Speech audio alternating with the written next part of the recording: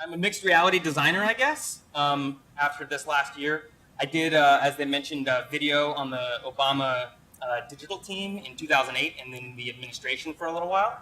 And I left that and started two social enterprises and moved to MIT with my girlfriend. She's the one going there. She's the smart one. And I started haunting the MIT Media Lab classes and got involved. I'm gonna have to. Yeah, I have to be here. I would love to stand here, but I have to kind of drive the presentation. So I started getting involved in building AR and VR media. I've been waiting to literally, maybe after the last presenter, literally get my hands on the third dimension. And so I started attending hackathons, learning whatever tools I could get my hands on to start building some things. So what I'm going to show you today is the hack that we won the South by Southwest 2017 VR Hackathon with, which was in March of this year. So it's a couple months old. And yeah, so I want to talk to you about mixed reality performance design. So the mixed reality performers of the future.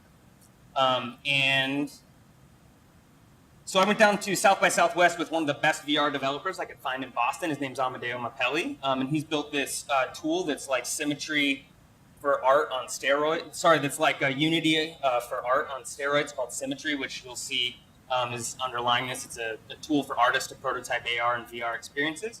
And this is just a quick update for anyone that saw our talk. You can see it online for AR in Action earlier in January.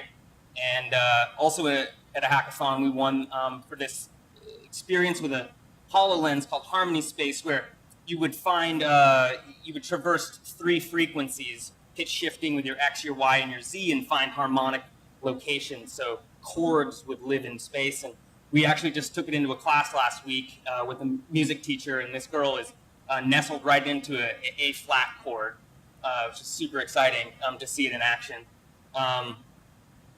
So what we called our hack at South by Southwest was what's called Space-Time Studio. And I'm going to tell you a little bit about the why we're doing it. I think I'm preaching to the choir on a lot of this. I'm envisioning a world where we are performing with mixed reality, okay? And why? Because it is extra human. Because it's humans sharing real space together with our collective dreams, maybe going on adventures on foot with friends. The future audience, of course, will be MR enabled, AR and VR enabled. We're already seeing plenty of this. The future of dance is involving high fidelity motion capture. The future stage can be anywhere because the light show is happening in here. And we're going to be utilizing the networks of kind of all the IoT devices that are available to be the stage of the future. The future performer has holographic counterparts. We already saw this at Coachella, a revive of Tupac. And our friend Miron here, probably one of the breakout AR performances. So the performers themselves will also be able to see their holo dance troops. So it's ambitious. We're approaching it pretty quickly, but how do we get there? And so what we focused on was really getting into that core capability set and really prototyping what that workflow looks like that doesn't exist yet. Maybe. Tomiko's got a lot of experience in this, and so we were sort of going through that workflow, imagining what it's like to produce an experience, a performance, and put it out in the world. So what we need is quick prototyping. We want to easily load in location-specific 3D meshes from our worlds. We want to be able to control AR animations in space. We want to adjust tracks in time when things happen and events co-occur.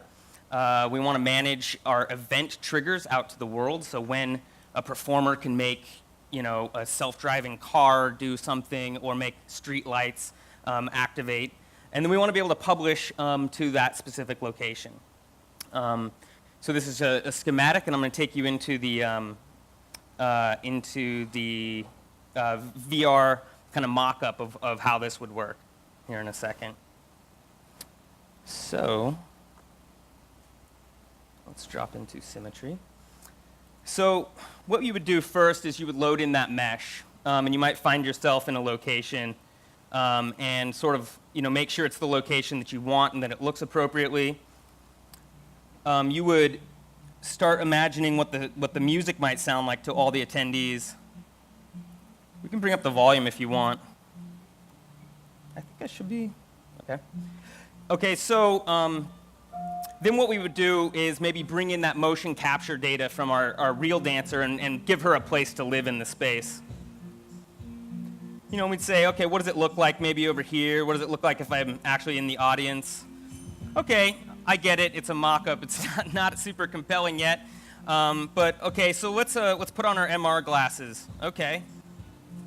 We've got our holographic dancer in the space, and we also see this light that's moving. And so, we've got this key track here where I'm able to sort of see what's going on in space, but I also want to time a few things. So maybe when the music comes on, here.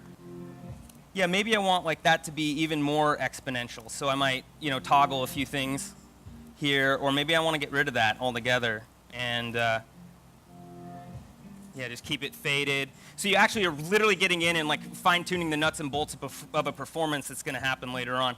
Okay, well, what if we don't want our light to be key tracked? What if we want it to be driven by the robot itself, the robot dancer, and by its position in space? And so I've used this. When we were at South by, we used an Verizon smart light. So it's the LED lights that they're deploying millions of all over the streets, all over the cities in North America first. And so we were speaking to it with an API call. There it is. It's getting the data again. Nice. Okay. There we go. And so you can imagine that you'd be able to prototype where all these the synchrony of the Internet of Things, and then just as to kind of make okay, it's one location, but I want to take this thing on tour, right? So I want to see what this looks like in other locations. And for me, artists are going to have this new ability to talk about the issues of our time. And while immigration comes to the forefront, artists are going to respond. And imagine going to Ellis Island and being met with a dancer dancing with the Statue of Liberty, or the Statue of Liberty dancing for the first time, or maybe dancing again or dying. So these are the types of experiences that I think our children will get to see, and it's fun to begin to prototype them. So with that, I just want to invite anyone that loves this as a speculative design piece and is interested in that world and wants to collaborate and think about it and design it, make it happen, partners, investors, artists, creators. That's what I want to talk about while I'm here with you guys. So with that, thank you.